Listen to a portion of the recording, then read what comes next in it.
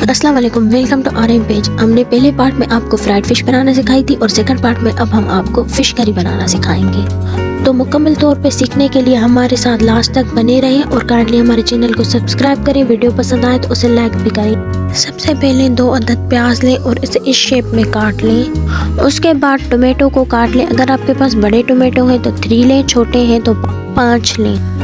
अब एक देगची में 8 टेबल स्पून ऑयल डालें।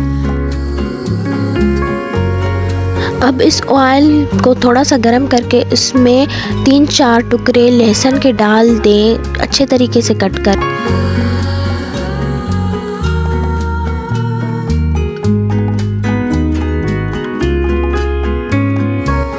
इस लहसुन के लाइट ब्राउन होते ही आप इसमें प्याज ऐड कर दें जो आपने काटी है। देखें यहाँ पे ये लाइट ब्राउन हो चुकी है और हमने इसमें प्याज ऐड की है।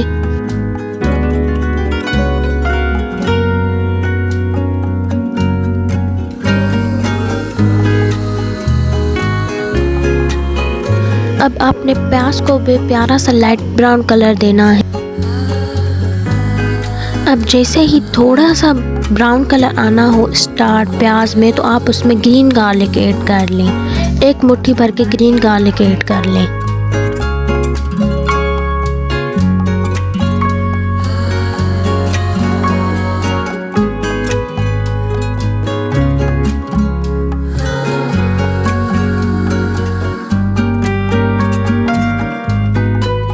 अब इस ग्रीन गार्लिक और प्याज को आप लाइट ब्राउन कलर दे दें। बार बार इसे मिक्स भी करते रहें आप, जैसे ये जल ना जाए।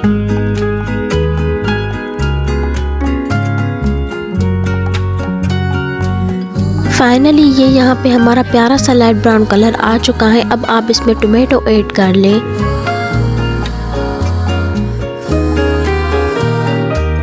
अब इस टमाटर को गलने के लिए आप इसमें अपने जायके के मुताबिक नमक डाल दें और उसके बाद थोड़ा सा पानी डाल के इसे मिक्स कर दें और इसे कवर कर लें। हल्की सी आंच रख दें।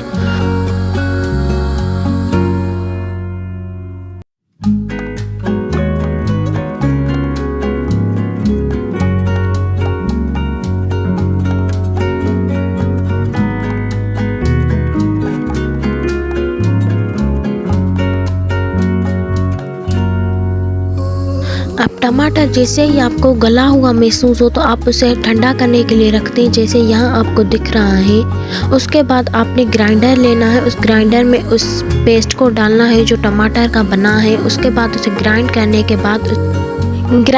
के बाद वो टोमेटो पेस्ट ऐसा दिखेगा। उसे आप वापस उसी देगची में डाल दें और उसमें मसाला ऐड करें।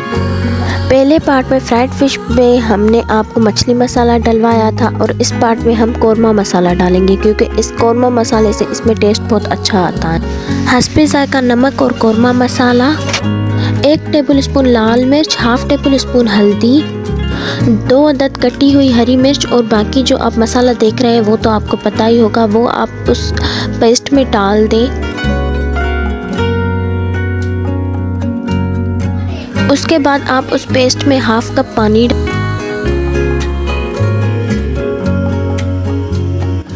अब ये पेस्ट मुकम्मल तौर पे तैयार है और इसमें अब आपको फ्राइड फिश डालनी है जो हमने आपको पहले पार्ट में बनाने सिखाई थी।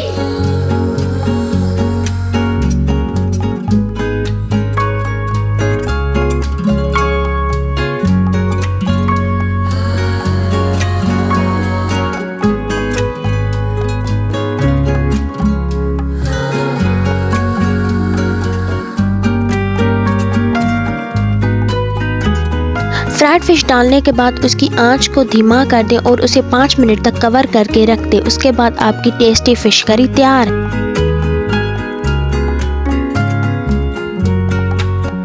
यहाँ पे आपकी यम्मी फ्राइड फिश और फिश करी तैयार है। इसे आप राइस के साथ भी इंजॉय कर सकते हैं, पुलाव के साथ भी इंजॉय कर सकते हैं और रोटी के साथ भी इंजॉय कर सकते हैं।